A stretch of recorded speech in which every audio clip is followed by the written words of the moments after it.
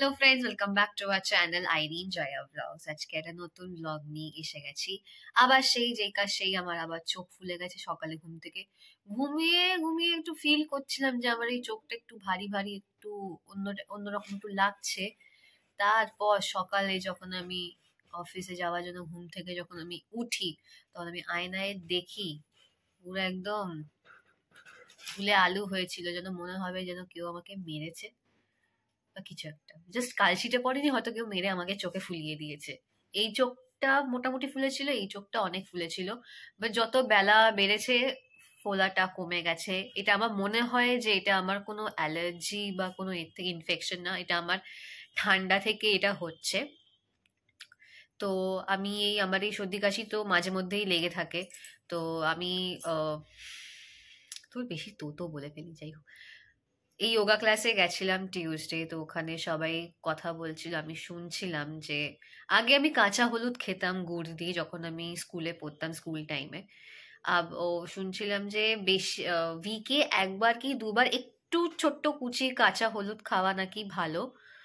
আহ, একজন আন্টি আসেন, উনিও আমাদের সাথে যোগা করেন। তো ও বলছিল যে আমি এই খাচ্ছি বলে আমি সর্দি কাশি থেকে একটু আমি সেফ আছি, নাহলে আমারও সর্দি কাশি খুব লেগে থাকে। তো ওখান থেকে ভাবলাম ঠিক আছে, চলো আমিও তাহলে খাওয়া শুরু করি। আজ থেকে খাওয়া শুরু করেছি। আর বেশি রোজ নাকি হলুদ খাওয়া, নাকি কাঁচা হলুদ নাকি খাওয়া উচিত না, লিভারে নাকি সেটা ক্ষতি করে। উইকে একবার কি দুবার আপনি খেতেই পারেন, তো আমিও সেটাই করব। আর আপনাদেরকে বলবো, যদি আপনারা যদি খান কাঁচা হলুদ, তাহলে উইকে একবার কি দুবারই খাবেন।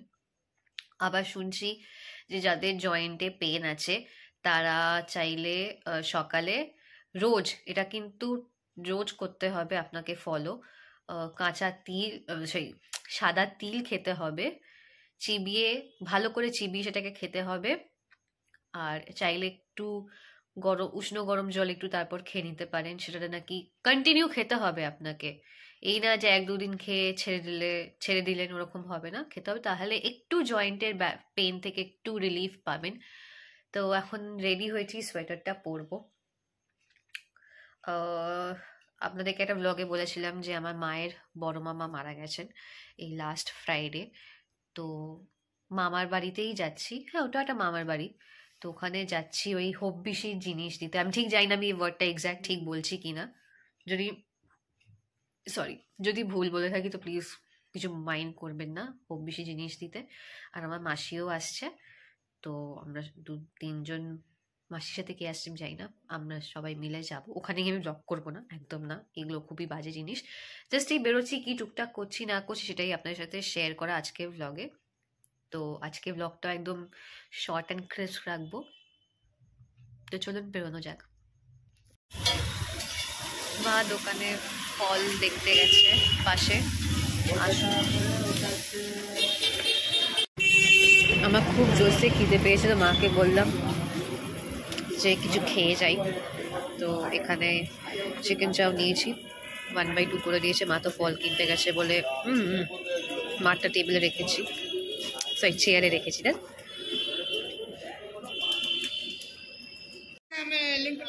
অনেকদিন পর মামার বাড়ির পাড়ায় যাচ্ছি, প্রায় 2 বছর তো হতে যায়। আর এখন মা নেই বলেই বলতে পারছি, আর এডিট তো আমি করি ব্লগে। অনেকেরই মুখ গম্ভীর হয়ে যাবে আমাদেরকে দেখে,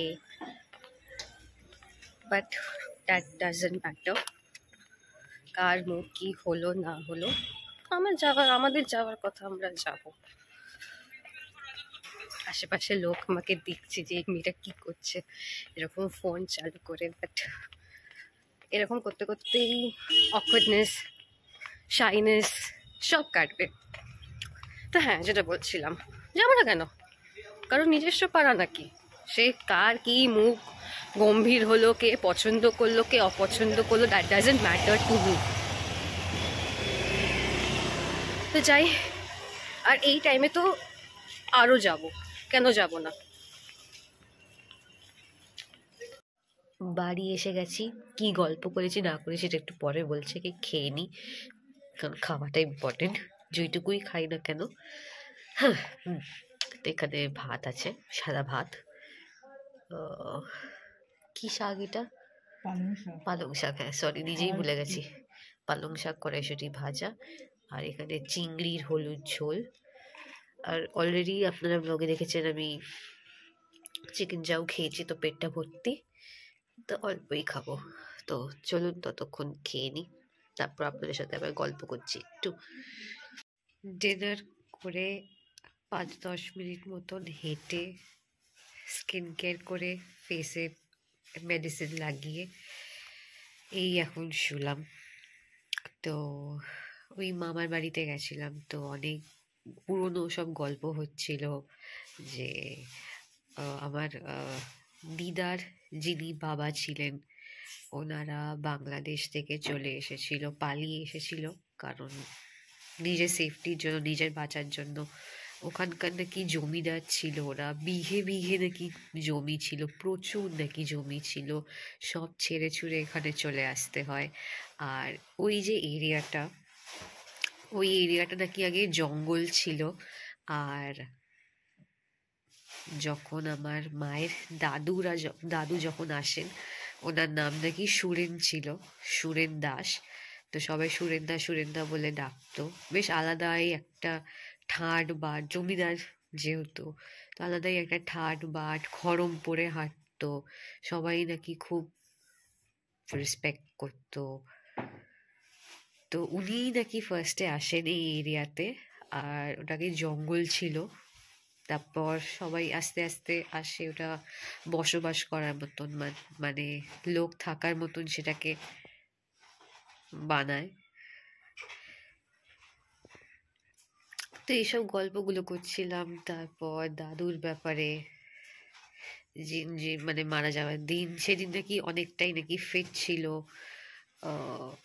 ঠিক করে কথা বলেছে, খেয়েছে, সবই করেছে।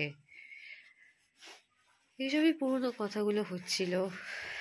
তারপর দিদার ব্যাপারে কথা হচ্ছিল।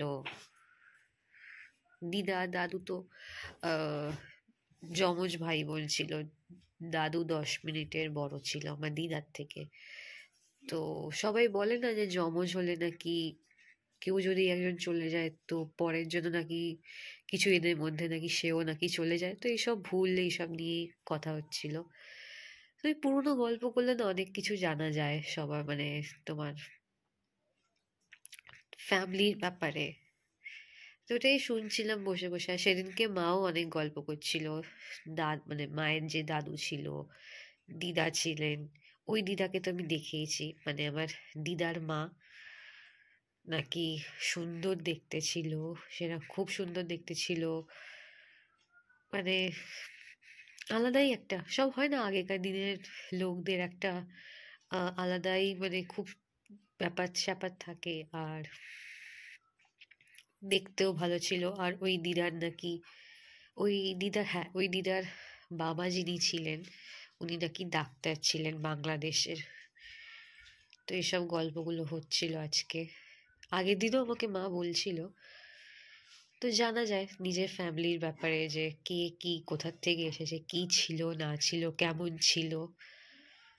তো তারপর আমার কাজিন যে ভাই আছে, ওর লাস্ট ইয়ার জন্মাষ্টমীর দিন ওর ছেলে হয়।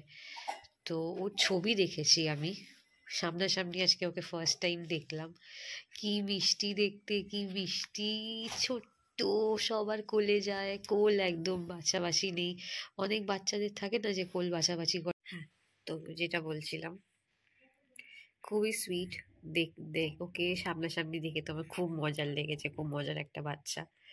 তার ওপর 19 তারিখ আমার যে মাসির যে মেয়ে আছে, ওর যে ছেলে, ওরও ছেলে অগস্টে হয়েছে, কিছু জুন না জুলাইতে না অগস্টে হয়েছে, যাই হোক। ওর মুখে প্রসাদ হয়ে গেছে, বাট অনুষ্ঠানটা করা হয়নি। তো এটা 19 জানুয়ারিতে হবে, সানডে পড়েছে, ভালো হয়েছে একদিকে, তাহলে আবার অফিস ছুটি নিতে হতো। তো ওখানে যাব। তারপর 14-15 কাজ আছে এই দাদুর, দেখি যে কোনো একদিন ছুটি নিয়ে যাব। ওকে যেতেই হবে, কোনো অপশন নেই। আর যাওয়াটা মাস্ট এই টাইমে। তো আবার 28 তারিখ আছে, 27 তারিখ আমার যে ফ্রেন্ড আছে বর্ণালী, ওর বাড়িতে কালী পুজো। এই জানুয়ারি এন্ডে কি ফেব্রুয়ারি ফার্স্টের দিকে হয় কালী পুজো, তো এবার জানুয়ারি এন্ডে পড়েছে। 27 তারিখ পুজো আর 28 তারিখ খাওয়া দাওয়া। তো বলেছে চলে আসবি কাকিমাকে নিয়ে। আর আগের বছর গেছিলাম, তখন বাবার জন্য খাবার পাঠিয়ে দিয়েছিল। বাবা যায় না, আপনারা জানেনই বাবা যায় না কোথাও সেরকম। তো বাবার জন্য খাবার পাঠিয়ে দিয়েছিল। এবার ওই বাবার জন্য খাবার নিয়ে আসবো, নিজের জন্য নিয়ে আসবো। আর ও ব্লগ দেখে ফেসবুকে, যেটা দিই সেটা তো ও দেখেই।